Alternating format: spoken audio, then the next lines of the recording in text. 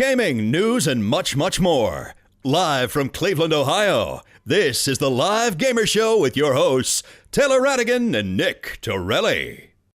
Hi, everybody. Welcome to the Live Gamer Show. I'm your host, Taylor Radigan, alongside Nick Torelli. Just to give you guys a heads up for how we're going to start doing the Live Gamer Show, at the bottom of the screen, we're going to have our logo. Also, we're going to actually have in-game scores and stats, mainly how you guys are going to see the Kickstarter page, just more just centered towards our game, so that way you can actually see what's going on and get a feel for how this is going to look out. But right now, because we don't have any games going on, it's just going to be a very dumbed down version of our show. It's also only going to be uh, a very small portion of what the normal show is going to be time wise. It's going to be a lot longer, and yeah, it's going to be interesting. So on the show today, of course, we have Nick Torelli over on Skype. Nick is actually going to be in the studio live on the show during the first episode, and of course, this isn't the first episode. This is just the beta of it.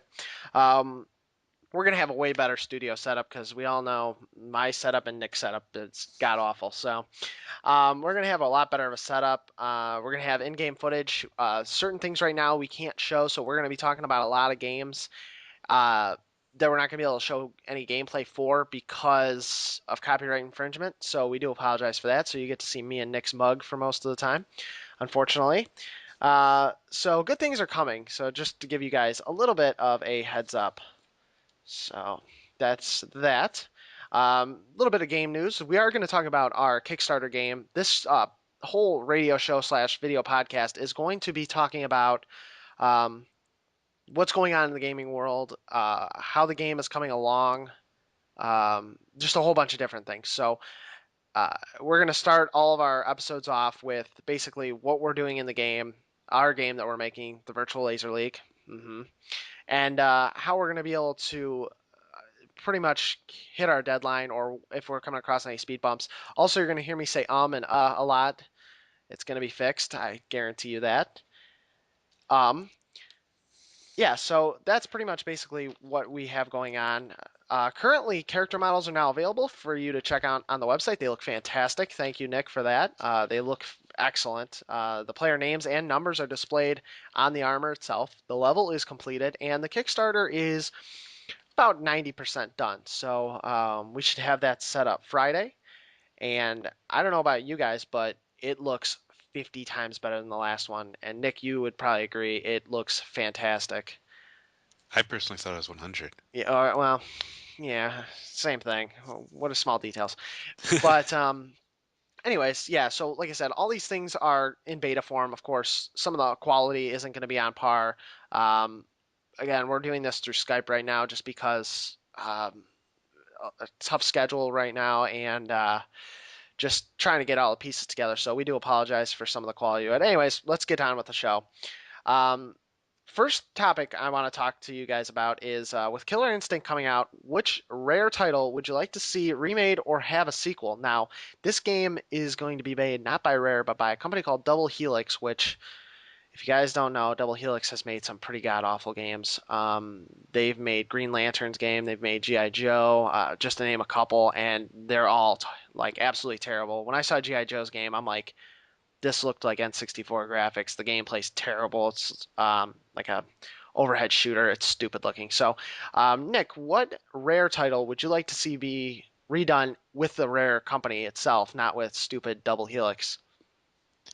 Personally, like me, myself, and many other fans of this series, probably we would like to see Banjo-Kazooie redone. Yeah, I figured you were going to choose that because everybody knows Banjo-Kazooie is definitely a good choice. But my question for you is this: with Banjo-Kazooie, I'm not counting Nuts and Bolts because that game's not even Yeah, that's that terrible. one. Let's just But yeah. with Banjo-Kazooie coming out and then Banjo-Tooie coming out, what the heck would you call the third one? I mean, I can't Hmm. think of a name for it. Banjo, I don't know. Banjo-Kazooie. Yeah, let's just go with that. So, anyways, yeah, but what would you like to see in you? This is obviously a sequel. This you don't want it to be a reboot. You'd Yeah. want it to be a sequel. What would you like to see in the next Banjo-Kazooie? I'd like to probably see the puzzle pieces again, more kind of like puzzle kind of solutions that you need to find for the games, just like in the first one, more so than the second one. Because The second one I didn't really like it as much as the first due to the fact that there's the Jinjos that you could like fight against because they like lost their humanity, or there's some like that were like changed to be against you. Hmm. Just finding like some random creature, like have him go up like that and get you a puzzle piece if you find all five or however many that there are. That was fun and things like that, and just the way that the transformation forms worked. Yeah, I see, like those so better. you want everything, a lot of the things to come back, because a lot of companies, when they like to make new games, they like to kind of go off the beaten path a little bit. Yeah. But a lot of the rare titles we all come to expect, we just like the more traditional classic style. It's what we've all come to like. It's just good old Looks fun. neat. My answer is actually two. One's a dead giveaway because I'm a humongous fan of this, played it for years, and I'd love to see a Conker's Bad Fur Day. I'd like to see it be a sequel or like something called Conker's Next Bad Fur Day. Now, this is going to be a spoiler for whoever have not played Conker's Bad Fur Day. Um, at the end of it, Conker is just sitting there. He's the king now, and he's kind of miserable because a lot of bad things happen. I'm not going to get into too much detail to ruin too much, but anyways, I'd like to see him kind of come back and uh, maybe I don't know have the same world in a sense, but maybe have him somebody come in and offer to I don't know change Go back in yeah, time. go back in time if the person becomes king or something, and that causes a whole bunch of crazy problems or something. But I'd love to see a sequel to that. And one game that I'd love to see be redone is a game that is a huge GameStop joke. If you guys have ever checked out any YouTube videos for it, people always ask about Battletoads. Picking up the new Battletoads game. That's like a huge funny thing on YouTube, but I'd love to see a new Battletoads game, and it has to be made like the original Battletoads. Like Mega Man has gotten it right. They've kept it the same 8-bit style side scroller action. Battletoads has got to be a side scroller. It's just has to be how it is. You can't really make a Battletoads game that's more 3D like because Toe Jam and Earl did that. And I think Earthworm Jim did it too with Earthworm Jim for the Yeah. N64. I didn't even play that, but as you can see, they kind of tanked because nobody really cared. So I'd like to see them go back to that, but make it more old school. Their comedy is funny as hell. It's definitely something I want to see come back. And yeah, I think that that's definitely a tough question because a lot of people are such huge Rare fans, and there's so many games to choose from. As they already remade. I don't know if they were the makers of the new Perfect Dark that came out. I know they made it for the Xbox 360, but the one that's remade for the N64, I'm not sure if they made it. But whoever did that did a fantastic job. So I know it's possible to do these things. Even if they got remastered, I'd love to see Banjo Kazooie remastered, not nuts and Definitely. bolts and all that But crap. the original two, at least. Yeah, the original two for sure. So, but on that note, we're going to switch over to our second question, which is Smash Brothers and the Smash Brothers characters. Now, you are a humongous Smash Brothers fan, Yes. arguably probably the best Smash Brothers player I know, even though you have not played me yet, and I'm pretty good. I'm pretty sure I could just. We'll not go into the details. We'll wait until a specific tournament that happens later on in the year. But anyways, Smash Brothers characters. So tell me more about these new Smash Brothers characters that are added, and what's your thoughts on them? The first one the first two actually that were revealed were the villager from Animal Crossing and Mega Man. And I'm sure everyone already knows Mega Man, That's an so awesome pickup.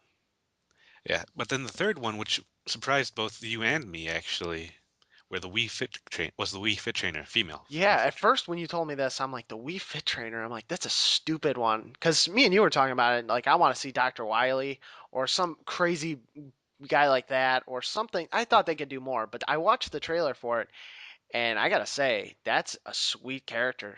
Like, Yeah, I mean, some of her moves are absolutely ridiculous, and it is, of course, a Nintendo exclusive character, so it is okay to put in. But at first, I was like, nah, screw that. That's a stupid idea. But um, tell me more about the Animal Crossing character, the villager. What is his powers? I I don't know of this one for sure, but I'm pretty sure his grab is that he's going to use his net to grab people Oh, okay. and grab them onto Yeah, a. I saw some screenshots for it. I haven't been paying attention too much to the Wii U or Nintendo's E3 conference at all, only because they didn't have like a full normal press conference. But Out of the three, who's your favorite? I already know who this is, but if you want to tell me more about this character. Mega Man, of course. Okay. What's? Besides Oh, go ahead. besides Super Smash Brothers, I'm a huge also Mega Man fan. That's true. I've gone through all the Mega Man games, even the Battle Network series and the Star Force series. Hmm. So, What's some of no, Mega and Man's? Doesn't Mega Man have moves kind of similar to Kirby? Doesn't he absorb some like powers? not really absorb. He uses the abilities that he gets inside the other games. Like he gets the Leaf Shield that he'd normally get from Woodman. Hmm. He can use that to shield himself and also shoot it out as a projectile and against his enemies. Hmm. He also has the Crash Bomb, which he shoots out and it sticks to the person. Takes a few seconds to explode, so that person actually has time to, like the Gooey Bomb, run up to the other person and touch them Hmm. at the same spot where the with the Crash Bomb is, and it'll actually stick to them and detonate. Well, this is kind of an interesting thing I told you about is the one thing I like about Nintendo is they don't wear out their systems exclusive games. Uh, they haven't come out with a Mario Kart for a console in years. I think 2008 was when it was released. I'm not sure 100% on it, but I don't remember. it's been a long time. But you see a new Mario Kart game, and the graphics are just a little bit better. The gameplay looks awesome, a lot of different things, and it's sweet. We're all excited. It's not like Call of Duty where there's two coming out vicariously with Treyarch and Infinity Ward battling each other. It's just once every few years. It's what we Yeah, want. Smash Brothers, same way. It's probably not going to be that much different, but it's enough for us to be excited about.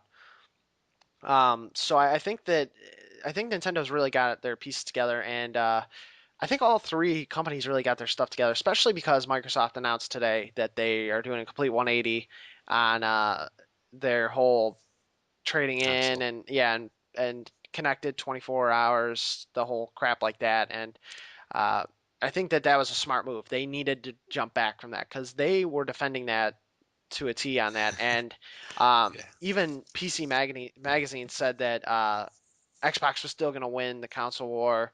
And I guess they must have foresaw the future because now with this whole thing happening where they're pulling back, I think that Microsoft is going to get a lot of their older players coming back because now, besides the $100 difference, I'm now up in the air because that's all I wanted was for them to just be a system, just like the Xbox 360, better graphics, similar style.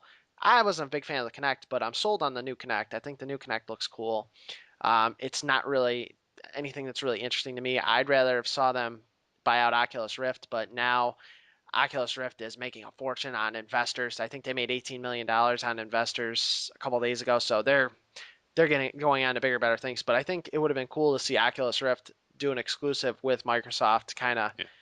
bundle that together with their system to make it worth that $500. But whatever, I'll stick with the Kinect. I think it's going to be a cool system. With that in mind, I think that all three systems have something to offer, and I think the next console war is going to be good. I just don't know if Nintendo is really going to be on that level. I think a lot of people are going to start picking up more and more on them now because I think these new games coming out are a warm welcome. And also for the Xbox, I read that it has no region code restrictions, Yeah, so I was you're going to able tell you to about play that. from other. Yeah, and I know PlayStation's doing that too, and that's a smart thing because I know you, PlayStation's done it, so yeah, you order things a lot of times from PlayAsia, and yeah. you're ordering these weird games that I've never even heard of that I can't even understand, and you like that game. You're a kid who Yeah. likes the more anime style thing. Like me, I the only one I like is Ni no Kuni, but that game, if that was a game that I had to port over from Japan, I would have did it in a heartbeat because that game is spectacular. Level 5 did a fantastic job with it. So I like the fact that things aren't region coded anymore, especially on those two systems. I kind of wish they did that for the 360. I have a game for that and I can't play it. Yeah, so I mean that really sucks, but yeah, it's the small things that people want. As long as you listen to your fans, you're gonna get sales. And Microsoft learned that the hard way because this will probably go down in history as one of the worst things that they've done on a console standpoint to their fans because fans were just I think it was like 8-1 on reserves for PlayStation 4 versus the Xbox One, which is another thing. I hate the name Xbox One. It should have been the Xbox Infinity. You're Uh, not the only one. I think the Infinity would have sounded cooler. I would have taken Xbox 361 to be honest with you.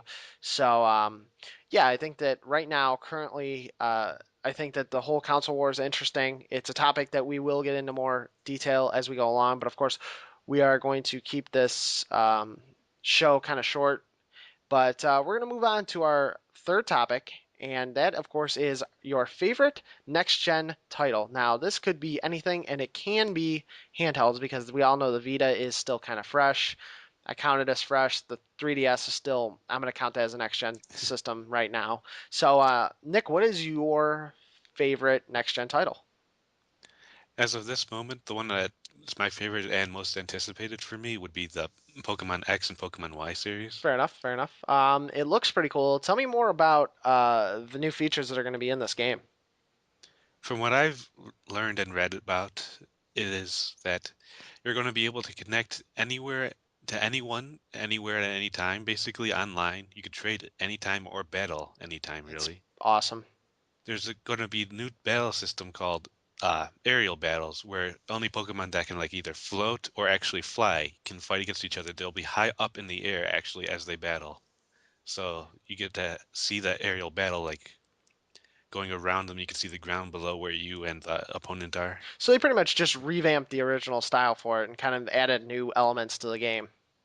Yeah, and they've made it like the Pokemon Stadium style when they fight each other, Yeah, that's gonna be like that sweet. kind of I'm thing. really So excited for this, and actually, I it makes me want to get a 3DS of my own, really badly because the game looks fantastic, and I think that it stands out as being one of the better 3DS titles. And actually, I don't know if you knew this, but for a while, Microsoft has led in sales for system sales for the last, it's been months, over a year, I think.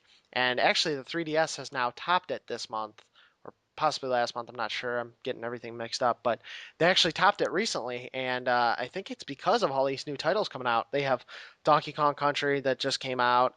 They have the new Luigi's Mansion, excuse me, yeah, and I think the new Pokemon X and Y coming out is definitely going to be an awesome title that people are really excited about. and there's also going to be the Super Smash Brothers that's going to be on the 3DS as Yeah, well. that's. I wish it was cross compatible though. That would have been really cool. But I know Nintendo has their reasons why they didn't do that, and it. I'll still buy both of them because I really like Nintendo, and the game's gonna be awesome. So Yeah, it's definitely gonna be a good game, and I think it's gonna be a good year for fans of any genre and any system, especially because Microsoft changed. they redeemed themselves. Because as you know, I'm a big Microsoft fan, Yeah, and I said screw that when I heard about some of the things they were doing. But again, I'm going to move on to what my game will be, and it's toss up because I saw this game called The Division. It's Tom Clancy game. It's really cool. It's like an open world third person shooter. It takes place in like New York, more Manhattan, and it's cool because you can it's definitely something you'd want to play with a group of people, but I think that they're trying to make it more friendly for next gen titles to kind of group up with people. And they're really integrating the multiplayer in some of these games. Like I saw Destiny, which is another game of mine that I really like. People are knocking on it because it looks like Halo mixed with Borderlands mixed with Mass Effect. And I got to tell you, that sounds awesome to me. But the graphics look good, and it's cool because you can have people drop in. They showed at the beginning uh, I cannot remember any of the people who were in the video, but they were moving around, and his buddy joined in, and he flew in on a like a plane and like flew past, and next thing you know, he just spawned there. So it was pretty cool how they tried to make it seem like, oh, your player's not just randomly joining. They kind of add like an environmental effect to the game, and I just think that these little details are cool. Even I was watching a interview, and they were talking about how even the stupid things that next gen titles allow for games is going in the right direction. Like in the Division, it was cool to actually see the guy grab the water bottle and put it in his like store it. I just thought stupid things like that are just cool to see because even in The Last of Us, I got The Last of Us last week, and I was kind of it was something stupid. I was kind of bummed that he doesn't turn on the light with his hand because his light's actually attached to like his like chest. And I mean, the game's great. I think The Last of Us is a fantastic game, but it's like the stupid small things that kind of throw you off. It brings you back into reality rather than take you away. And I think that some of these next gen titles are definitely going to do that. You can get lost in them, and I think that they're all going in the right direction. But definitely, I think The Division's probably my favorite title. As I told you, Battlefront just got announced. That game's going to be cool. Uh, Yeah, I'm looking forward to that. I think Electronic Arts is making that, so who knows how good that's going to be. The servers are going to probably suck. But another game that I can't wait is The Witcher 3. And you just picked up The Witcher 2 and 1. One, yeah. And I've gotten The Witcher 2. I told you this game's freaking awesome. And you got it, of course, for PC, which is far better than the Xbox. I have it for Xbox because I just wanted a good RPG for the system. And it was one of my favorite games I've owned for Microsoft. Definitely one of my top 5 RPGs all time. Graphically is great. Storyline is fantastic. Uh, you never know what happens, and it's such a strong story. And I think that The Witcher 3 is going to be cool because it's a lot bigger. It's going to be a lot more. They're trying to make every story different so that your endings aren't going to be the same. It could be 3 endings, or for Mass Effect, it's just 3 generic endings. They're trying to make it so that there's hundreds of different endings that are going to be branched out, and everything that your character does kind of affects it in a better way. And I think that Project Red definitely has got their stuff together with that game. And Witcher 3, I'm really excited about for sure. But it's definitely down to Division, Witcher 3, and mostly Destiny. There's a lot of good games that came out, of course. Thief looks pretty cool. What else? Watch Dogs looks cool. I'm not a fan of Titanfall. Everybody's excited about that game. It's a first-person shooter, if you guys don't know already. Titanfall looks okay. Call of Duty Ghosts looks same old, same old. And even Battlefield, I really don't care for this year. Everybody's putting that on their number one list, and I'm not a huge Battlefield. I've played Battlefield. I like Bad Company too. I thought that game was awesome, but I played 3 and I thought it was terrible. And their servers suck. Um, they at least sucked at the time. They probably got a lot better, and I have better internet now, so I can't really judge too much. But I think the future is really good with some of these systems, and I can't wait for the 2014 season. And of course, our game's coming out hopefully in 2014, so it should be a good year. Yes. Anyways, we're gonna wrap it up here, and we are going to do the pickup of the week. So, Nick, what is your pickup of the week? Let's see here. For me, it would probably have to be actually. It's it's This it's The Witcher 2. Just admit it. Nah, it's in Injustice, Gods Among Us. Injustice. What made it your pickup of the week? As you know, I like fighting games, Yeah. and I also know that you also really like DC. But as of recently, they added Scorpion into it, and he's my favorite Mortal Kombat character. Come on, the Man of Steel's in it. He's the most awesome character in that game. He was a difficult fight. Yeah, I'll admit that. yeah, darn right he is. Okay, so tell me what the difference is basically between the Mortal Kombat, obviously made by the same producer, or I'm sorry, made by the same group, and what's the real difference between Injustice and Mortal Kombat, or are the fighting styles pretty much the same? Fighting styles are generally the same. They do have some differences, but nothing like too big or anything like that. Hmm. I just like Injustice because it's a little bit different from what we're used to, like as the normal Mortal Kombat, the same characters usually, and maybe a few new ones, and a few guests as well. But then for the DC, you don't generally get to see them like fight like that often, or even the storyline. That's really good also. So the storyline, you like Injustice's storyline better than Mortal Kombat's, or is it generally a toss-up? As of right now, I like Injustices better just because Mortal Kombat is usually the same kind of thing usually. Fair enough, fair enough. Mine is okay. I have a long one. I have a Oh, that's okay. whole page and a half of this game. And this is a game I've been teasing for a while because I am so excited to play this game.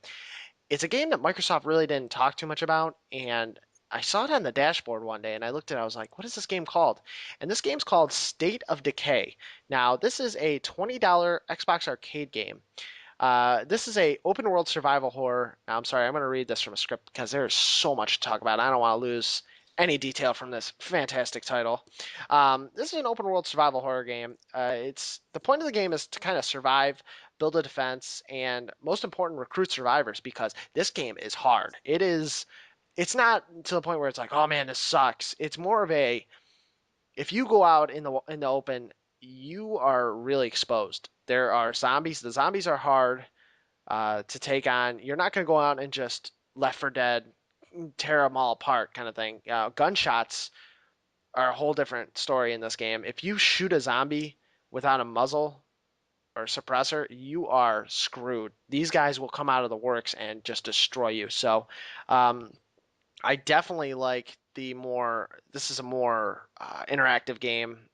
It's cool because, like, let's say you have a starting character and you go out and you're scavenging for supplies and that character dies, he's done for. That's it. You're done with that character. You have to use a different survivor now. And the world interacts with your characters dying. They could be like, oh no, Bill died. He was out there scavenging, or what happened to him. And it's cool because sometimes your survivors will actually get mad at the other survivors and you have to go on kind of juggle the whole survival world and your own character's lifestyle and emotions that go on. And I mean, the game's fantastic. There's a lot of thought that went into this game. Give you an example: fatigue plays a huge role in the game. You, after a while, your fatigue goes down if you haven't rested. If you go out and, let's say, you go around and just beat up a crap load of zombies, your stamina bar is going to go down. And if you're going to try to outrun zombies, they run as fast as you, but once that stamina runs out, they just keep coming at you. So this game is really interactive. Now, they have a plan to make this game a MMO for the next one. I don't know if they have plans to making this one an MMO, but of course it's still in the works. But this game's only a single player game right now, and it is awesome. I mean, at nighttime, you crap your pants because you don't want to go outside. You want to stay in the church and just wait until the morning. And it's cool because, like, I got onto the game and I'm not very far into it. I'm about 2 hours into it. And it was cool because I went in and it was like, I can't remember the person's name, but let's just call him Joe. It's like Joe died. And I'm like, wow, Joe died. Who the heck is Joe? I'm like, but that sucks. Like, I wonder if I did something wrong. So it's cool to kind of, you get a feel for the game. You kind of feel for each, it's kind of dumb to say it, but you kind of get a feel for the game and you kind of go, oh man, that sucks, rather than, oh well, I can respawn again. And from what I've heard, if you die and all your survivors die, it's game over. So it's kind of a game that's kind of ruthless. Another side note I like to put onto this is driving a vehicle. You do get vehicles; they don't respawn. So once you destroy a vehicle, it's done in the game, and they're loud. And sometimes that's not a good choice because you're going to be getting in a vehicle and driving, and next thing you know, there's a herd of zombies chasing you. So it might not be a good choice to have when you're running around. Uh, it's just they've added so much cool things to it. You can go and scavenge for items, and you can choose to fastly go through like a scavenged item or like a bag that's there. You can kind of do like a fast move, but the problem is it can attract noise. Next thing you know, there's a zombie trying to eat you, and it's like, holy cow! And you're jumping through windows trying to escape. And there's been some close moments, but so far none of my characters have died. Again, I'm only 2 hours into it, but I mean, it's really cool. If you're not even a zombie fan, it is a awesome game to pick up. Only because the challenge is there, and it's an arcade game. It's $20. It is the best arcade game I've ever played. It tops Minecraft.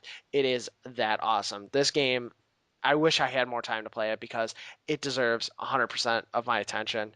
Um, but it's such a good game that there's so much to really talk about.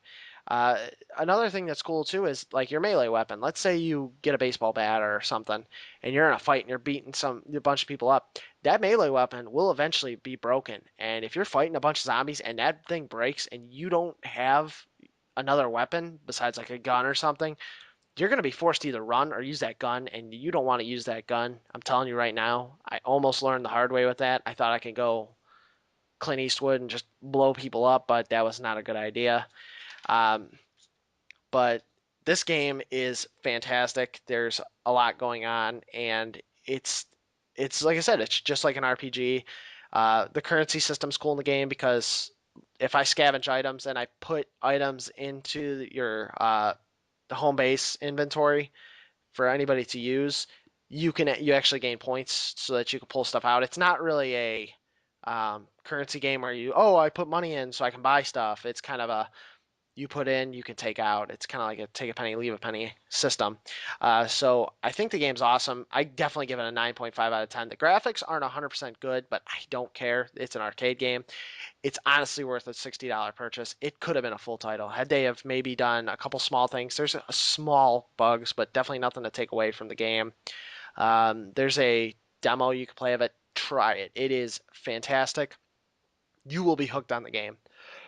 for sure. I mean, I played it, and at first I was like, this game's gonna be okay. And then I played it, and I can't stop. I can't get enough of it. I've been dying to tell you about it because this game is fantastic. So, You wouldn't tell me the name of the title either before. yeah, I didn't want to tell you anything. So it's called State of Decay. State of Decay. It is on Xbox exclusive. It is making plans to come to PC. I don't know when that's going to be. I think it's going to be soon. If it comes to PC, I'd recommend playing it on PC because Yeah. it's probably going to be better. Um, this game is awesome. I think that it's definitely my top three game of the year so far. That was actually one thing I was going to ask you before we wrap this up is what is the best game? And of course, it's still halfway through the year right now, but what's the best game you've picked up this year, in your opinion? The best game I've picked up, as of right now, still Injustice. Yeah, you've really been talking about Injustice a lot. Now, I'll be honest with you, my game, and there's a lot of big games that have come out this year, but the game that I actually blew me away, and I was so excited for The Last of Us. I'm a huge Halo fan, and I told everybody this. I was more excited for Injustice, well, not Injustice, sorry, The Last of Us, than, I'm starting to sound like you. This is a horrible day.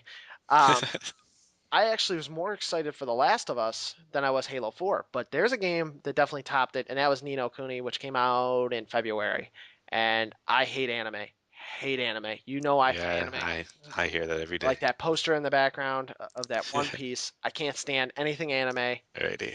And so I watched this review for Ni no Kuni, and I was like, wow, this game's graphics were just so cool, and the gameplay looked so much fun. And I took a shot in the dark. I'm like, I'm gonna go buy this game, and that's my best game of the year so far. So my quote for everybody for today is never judge a book by its cover. That game is fantastic.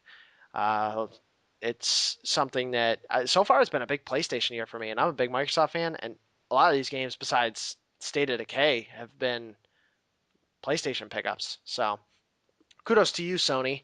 Um, but yeah, on that note, that should about wrap things up. Again, the audio is going to sound a little bad. I do apologize for that. The everything's going to get better as we go along. If we get funded uh, for our game, we are going to make this a lot better. We're going to have guests on the show. I make plans to try to uh, get some people who have donated to come on the show. We're going to actually have on our page while we're talking, we're going to have a Twitter section so that you guys can comment and we can read them, and there'll be live tweets on our video, so that way if you guys have some fun stuff that you want to talk about, or if Nick makes a mistake because he tends to make a lot of mistakes, Very funny.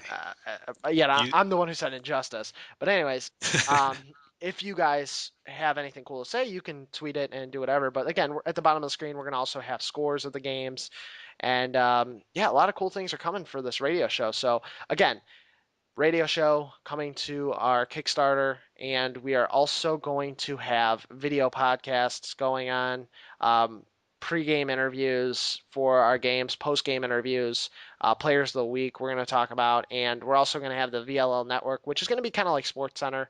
It's going to talk a lot about players that have been impact players, maybe players who are struggling, trade rumors, and questions that people might have. So a lot of cool things are coming to our Kickstarter campaign that I think not a lot of people have really done, if any, really. We're gonna try and take this all in, and we're gonna try and reach out to the audience because, as you know, if you didn't already know, we're very big on just having fun and playing games. I played in many tournaments in my career, and I'm a local person, and we're normal people. We're not these big wigs that come in and um, come out with games that are already.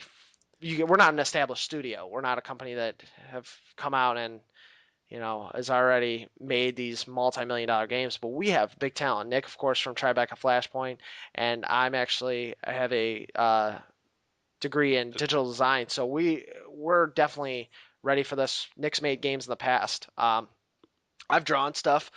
Uh, but our stuff that we've done so far is definitely worth checking out. And yeah, so thank you guys for watching. And yeah, that's just a portion of our podcast. So thank you guys for watching. And I'm gonna need a new wig. Visit the website www.clockworkgamestudios.com. Let me tell you about this fantastic new Kickstarter game my man Taylor Radigan is making called the Virtual Laser League.